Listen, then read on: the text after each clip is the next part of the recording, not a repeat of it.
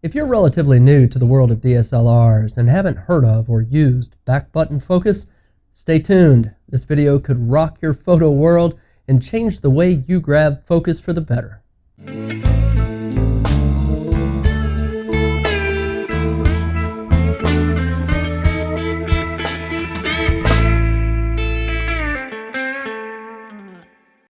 Many years ago, a fellow photographer came to me and encouraged me to use back button focus. At the time, I was accustomed to just holding the shutter halfway down to grab focus, and I didn't quite see the need. One day, I decided to try it, and once I did, it quickly grew on me, and I never went back. So I'm pretty passionate about encouraging others to do the same, and that's the purpose of this video. So as I do with my other videos, let me just level set. I've taken some notes, and I got them right in front of me so I don't veer too far off course. It's cold and it's snowing outside. For a video like this, I like to stay inside where it's nice and warm. So what I'm going to do, this is the game plan, is I'm going to quickly cover composition and rule of thirds, and I'm going to talk about the focus modes. I'm going to do a slightly deeper dive into my list of benefits for back button focus, and then I'm going to demonstrate how you can set up back button focus on this camera right here. Now this is a Nikon D3400. It's a good entry-level camera. Now keeping in mind, you can do the same for other DSLRs. Canon and Sony, they offer the same thing. Chances are you might have to Google that though. Just Google your camera model and back button focus, and there's usually some good instructions out there. If you're not able to find those, post them in the comments below. I'll do my best to help you out. And then last but not least, I'm going to do a demonstration of how I use back button focus. So with all that said, let's go ahead and jump right in. I could create a separate dedicated video on just composition and rule of thirds, but I'm going to touch on it real quick here because I do feel that it comes into play when we talk about back button focus. So what is the rule of thirds? Well, the rule of thirds is like this. If you take your frame and you divide it into thirds, and then take your subject and put them on one of those thirds. Now, why do photographers do this? Well, to begin with, it's pleasing to the eye, and it also brings the background into the image. So it makes for a more interesting image. Now, that's not a hard and fast rule that you must use rule of thirds, but when you do implement it, you'll find that your photography looks kind of unique and kind of nice, and again, it brings more of the background subject into the photo while leaving your subject intact focus. So, now when it comes to composition and you want to implement the rule of thirds, what most photographers do is they take their center focal point in the camera and they will put it right on the subject, and in this case, when it's a portrait, this is another tip, focus on the eyeball. So in this case, they would focus on the eyeball, and then they would tilt the camera slightly so that they put that subject matter on one of the focal planes, on one of those thirds, and then shoot the image. So that's just kind of a quick flyover on a rule of thirds, and it's not hard and fast, but it's just a general concept that can help improve your photography. Now, I want to talk real quick about the focal modes. So there are two focal modes in these cameras. You have single and continuous. Now, in the Canon world, they call the continuous AI servo, and in the Nikon world, it's AFC for continuous, or autofocus continuous. Now, what's important about this is that if you're doing landscape or portrait, more often than not, you're in the single focal mode. When you're shooting subjects that are running around, think about kids in the backyard or at the house or maybe a sporting event, you'll be in continuous mode. Now, if you're doing something that could be either or, for example, maybe it's a pet and the pet's holding still for a little while, but you don't know when that pet's going to run or move. Maybe you have a small child that you're trying to take a photo of and you tell the child to hold still, but then the child wants to move, so you don't really know whether they're going to be in single or continuous. Now, I mention these two modes because they definitely come into play as we jump into the benefits of using back button focus. What are my list of benefits? Well, to begin with, you don't have to hold the shutter halfway down to maintain focus. Now, this is beneficial because if you don't apply the right amount of pressure, say it's too light, you'll lose focus. If it's too much, you'll accidentally take the picture. And it's important to understand that concept. Now, the other thing is you don't have to grab focus between each image. So, for example, if you're doing wedding photography or portraits of adults that are standing still and they maintain the same focal plane, you can focus right in on their eyes, their face, or whatever you want, and then recompose and then shoot away. As long as they maintain their same focal plane, you don't have to recapture focus between each shot. Now that's important to understand. The other thing is this, you do not have to switch focal modes. So I talked about the single shot and the continuous or servo, and what this means is that if you want to do single shot with back button focus, you will put your camera on continuous or servo mode and just tap the back button to get that focus, recompose, and shoot away.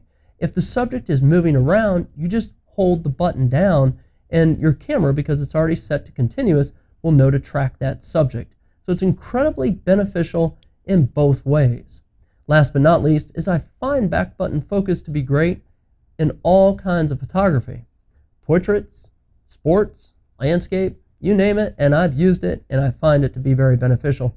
So with all that said, I'm going to go ahead and jump right into how do we make this happen on this particular camera, which again is the Nikon D3400. The first thing we want to do is hit the menu button right here on the side where my thumb is.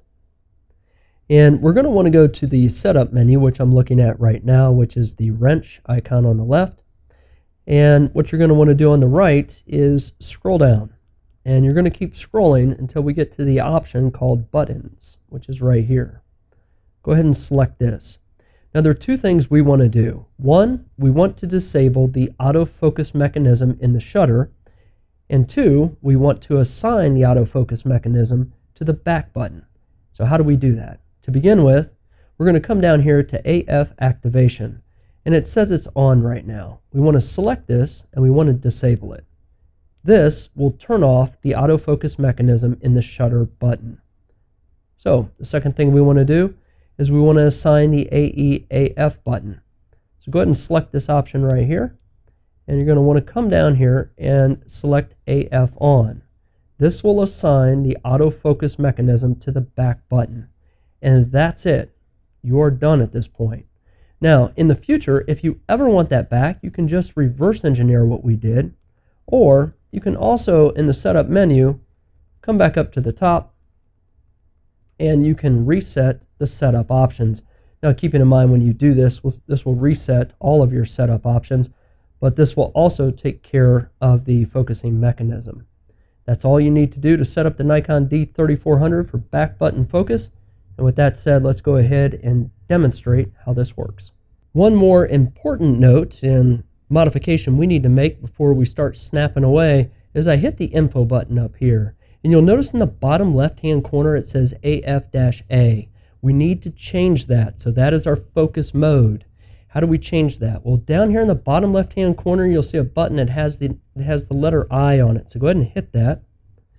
And you're going to use this toggle over here on the right-hand side and go down. Come on top of AF-A, push the center button here. And this is the auto servo mode. This is set by default when you get this camera. So next to it is single, and here is continuous. And remember, we want to be on continuous. Now, one note about continuous versus the single is when you're in single, you will hear an audible beep when it locks focus. But that's not going to serve our purposes the best. For demonstration, I'm going to go ahead and select single though, just so we can hear the audible, and then I'll come back in and select continuous. So let's go ahead and do that. Come down here.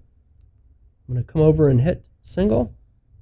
Now, watch what happens when I push this button. In front of me is a Lego set that my kids had put together a while back, and I thought this might make for a good demo.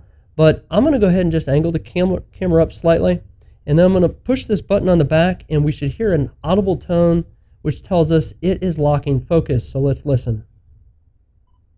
Hear that? So there we are. It's locking focus. Now, if I go ahead and use my index finger and push the shutter, we shouldn't hear anything because the focusing mechanism is no longer engaged. So I'm going to try it now. Nothing. There's no sound. All this will do is activate the shutter. So I'm going to go ahead. We're going to get focus, take my finger off, and activate the shutter. That's how you get your shot. Now, again, it is much, much more advantageous to put this in continuous mode. So I'm going to come back down here to the bottom left-hand corner. I'm going to select I. I'm going to come down to our focus mode, push the center button over here, and I'm going to come over to continuous and select it. And now our camera is fully set up for back button focus, and we are good to go. So right now I can angle the camera any way that I like and push the button here on the back. And again, there is no audible tone letting me know I'm locked in. Now, as I'm looking through the viewfinder here, I will see the focal point highlight, and I'll know I'm locked in at that point. So again, you can just push down, and if you have a running subject or a moving subject, you're going to get them in the focal point, and you're just going to hold this down and chase them around just like this. Now, we have a stationary subject in front of us, so this is very similar to the single shot servo mode.